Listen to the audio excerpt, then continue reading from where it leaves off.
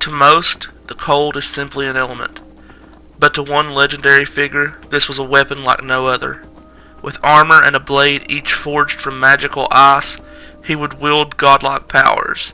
This man was known as the Ice King, a battle mage with unmatched skill in the destruction school of magic. Not one man or myth could stand up to this warrior. Each one who tried would soon be cut down. For this build, I wanted to take inspiration from the Nordic god Baldur and his ability to control some of the elements. So I basically just decided to go with a battle mage because he was a well-known battle mage in Norse mythology.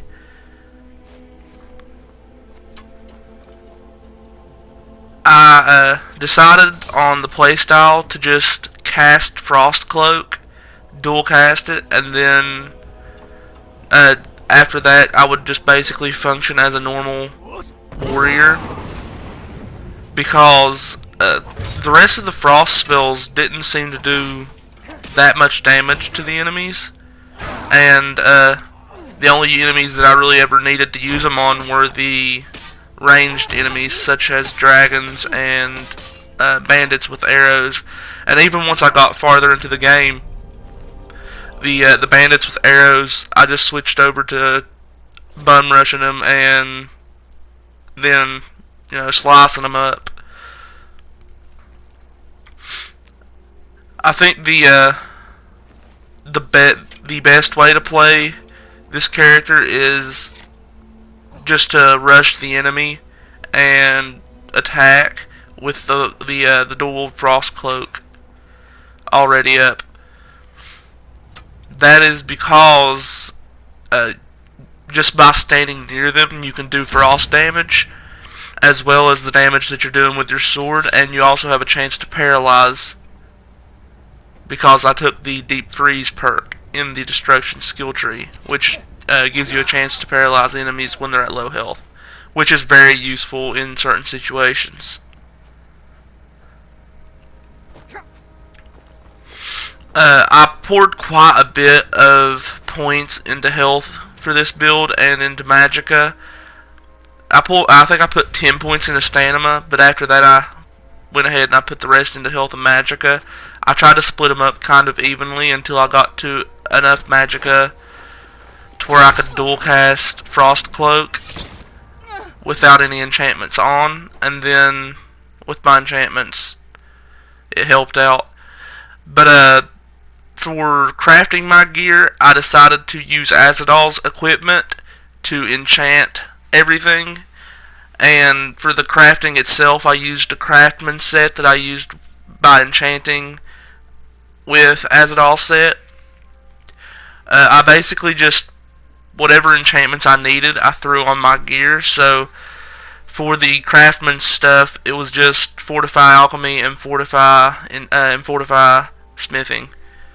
And then of course Azadal's has the plus 10% enchanting for each piece of gear that you're wearing.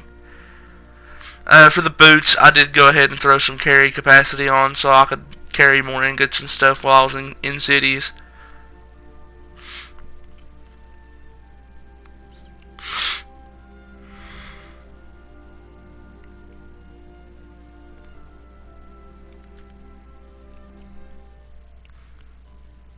For my weapon, I decided to go with the Solthiem blade, the Solthiem sword, and I put a absorb health enchantment and a chaos damage enchantment on it. Then for the armor, I just went for destruction and health with the Solthiem fur armor, and then I went for one-handed attacks and fire resistance, and then magical resistance and one-handed attacks in the boots and gauntlets. And then just you see the enchantments on screen. Just whatever enchantment I needed at the time, that's what I felt like I should put on. For the shouts, I only really used Unrelenting Force Dragon Rend until I got Frost Breath, and then I got the Dragonborn power that allowed Frost Breath to freeze enemies. So that's what I went for there.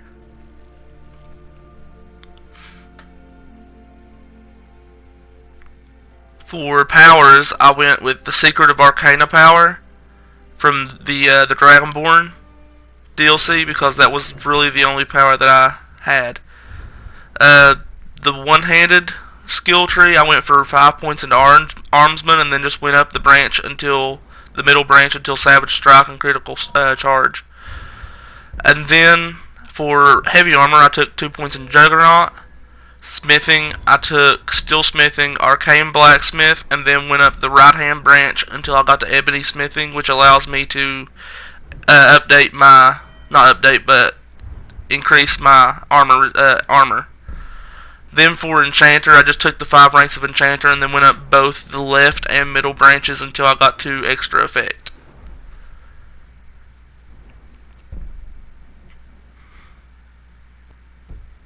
For Destruction, I took Novice Destruction, and then I took Destruction Dual Cast, Impact, and then went up to Expert Destruction on the middle right-hand branch. And then I just took all the Frost perks, and I ended up taking all of the Elemental perks except for Intense Flames and Disintegrate, which that just added more damage onto my sword eventually.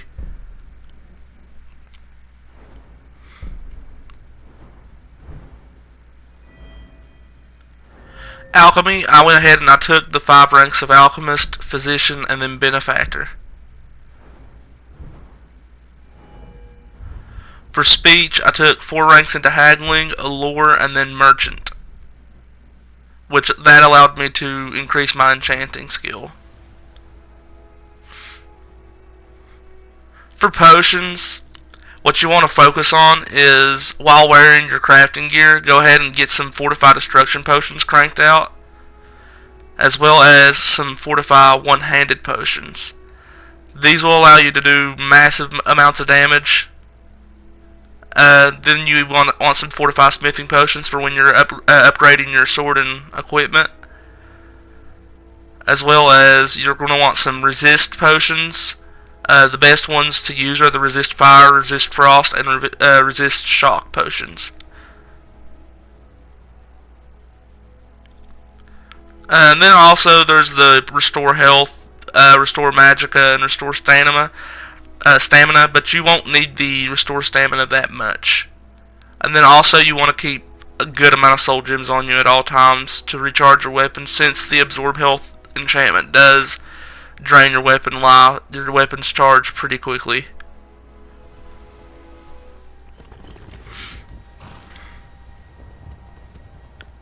For factions, you're going to want to do the main quest line to grow his skill with the voice and lead him closer to forging his legacy. That also will lead into the Dragonborn DLC to finish off Mirak for good, to save the people of Skyrim from his tyranny, and you're going to want to do these as early as you possibly can. Although I will say you might want to hold off on the Dragonborn DLC until after you get some decent armor and stuff, because that is a very grueling DLC on Legendary difficulty. You're also going to want to go ahead and join the Stormcloaks. They're a great fit for the build, not only to grow his legacy, but also to allow the Nords to take back Skyrim and push the Imperial Legion out. You're going to want to go ahead and also join the Companions, just to have access to the heavy armor skill training, but you're not going to want to become a werewolf, because this build just didn't need it, and I don't feel like it fit the build all that well. You can also go ahead and join the College of Winterhold for Destruction skill training, otherwise Destruction will be a pain to level. He has no reason to actively hunt down the Dark Brotherhood unless they try to kill him. So unless you get an assassin sent after you, just avoid them, because personally I don't feel like he would join the Dark Brotherhood. He's more of a warrior anyway, and the Dark Brotherhood just seemed like that would be a morally wrong choice for this character. And the Thieves Guild is an option, but I didn't see a need in it when the build, it just didn't match his playstyle and stuff, so I didn't go ahead, I didn't do that. But if you guys want to, you can. There's nothing wrong with that. I mean, I feel like it would probably benefit in certain ways, because then you can go ahead and steal items and sell them to the fence at the Dark Brotherhood, just to have a little bit of fun with it. But yeah, no, I didn't do that personally. Okay, this is going to be the backstory. No one knows of the Ice King's past, as he rarely speaks to anyone, and no one really asked. What little people can gather is that he had a family once, but a long time ago. The Ice King is rumored to be a burly Nord with long blonde hair and a big, bushy beard. But no one has seen him without his helmet, so it's hard to confirm this. His first known appearance of any sort was on Solthiem, where local Skal were shocked when a mysterious warrior saved them from a Riekling invasion. He was said to have been the living embodiment of the snow itself, using the snow around him to attack the little creatures, eventually leading to most of them fleeing or dying.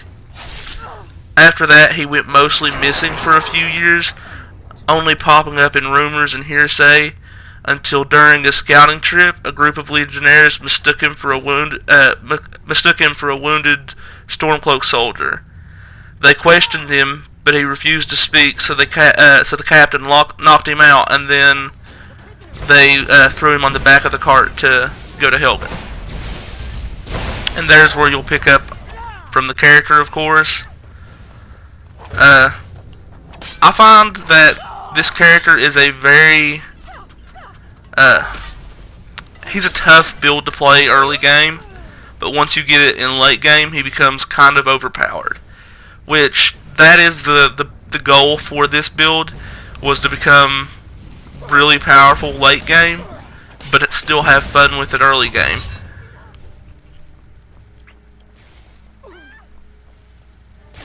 As you see, I'm just mowing down enemies in this fort here.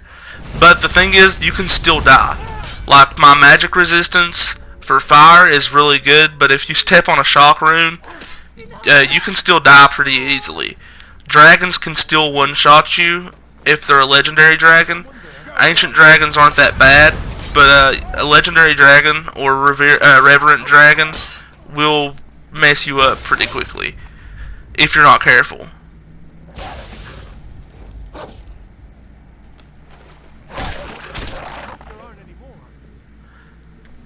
For no reason whatsoever, I decided to go ahead and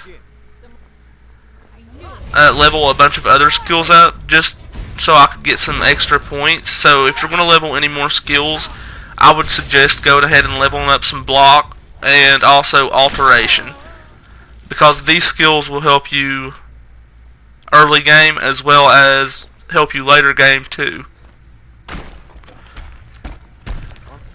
Plus, it's just nice to have the Mage Light or Candlelight spell, because it's hard to see in some of the dungeons in Skyrim if you're playing without any mods installed.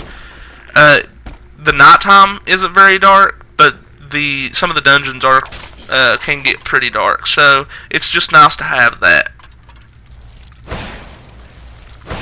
Something that I didn't do all that much was cast destruction spells other than Frost Cloak, because it just didn't seem like the ice destruction spells did that much damage to a lot of the enemies. Because most of your enemies in Skyrim are resistant to frost damage, so your best bet would be Frost Cloak, because that does damage to anyone. Maybe it does less damage to certain enemies, but just if you have Frost Cloak cast, you can do damage to anyone in the room. So that's why I decided to go with that instead of, just being a full-on battle mage. You will need quite a few soul gems. I know I mentioned that earlier, but just with the absorb health enchantment that I have on there, plus the chaos damage enchantment that I have on the Stalrim sword, you will need quite a few soul gems to maintain the charge in that. The absorb health is ridiculous.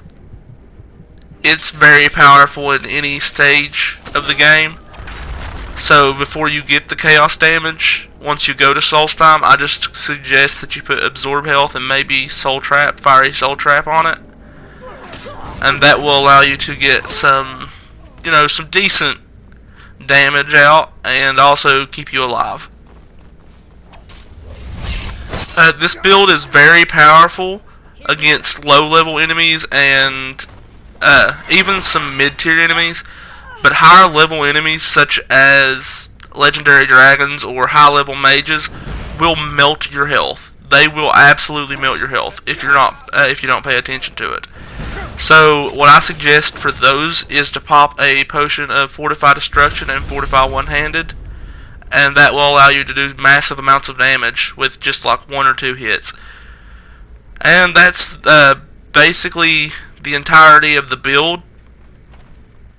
So I'll just talk about some of the things that I decided to do. An easy way to level up your smithing skill is to go ahead and grab the Dwarven Smithing perk, which will allow you to create Dwarven bows, and that's what I've done to increase the smithing skill. After I got to like level 40 or 50 on smithing, I just went and got that perk and then decided to start pumping most of my ingredients into Dwarven bows, because those were the cheapest and easiest thing to make. Then you can also enchant those to raise your enchanting skill, and that will allow you to, of course, then put dual enchantments on items. And you can also sell those using the merchant perk to the skill traders at the College of Winterhold for destruction magic. So here I'm going to show you, this is me demonstrating the power of the potions along with my weapon and stuff. So go ahead, I went ahead and hooked up Dragon Rend there. You only need the first word of Dragon Rend, so don't waste your shout on your shout cooldown on it. So just go ahead, hit them with Dragon Rend, and then pop one of each of those potions, and then you can see I'm just melting the Ancient Dragon's health. And that's a high level dragon. It's like a level 30 dragon, so I think that's around the time that they start popping up anyway. It's like around level 30. And then this is just a little clip of me having a little bit of fun with the main story. I thought it'd be cool to end this video on, just an image of me riding off on a dragon. So here's where you capture Odahviing.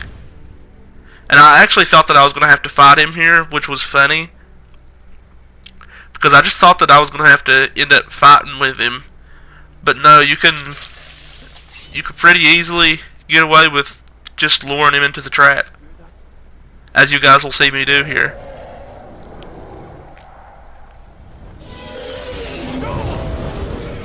I missed my Dragon Rend there, which I always find funny when it happens, because it doesn't happen that often.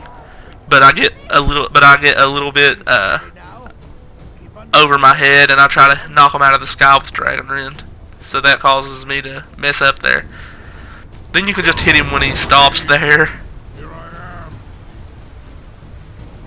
which, that's my fault. I tried something too early.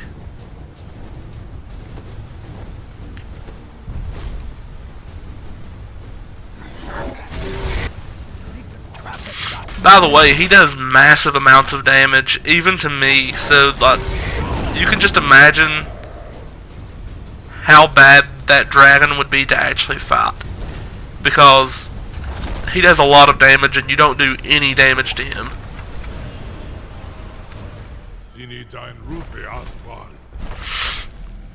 So yeah, I hope you guys enjoyed this build. If you did, then please leave a like, comment, and subscribe to the channel.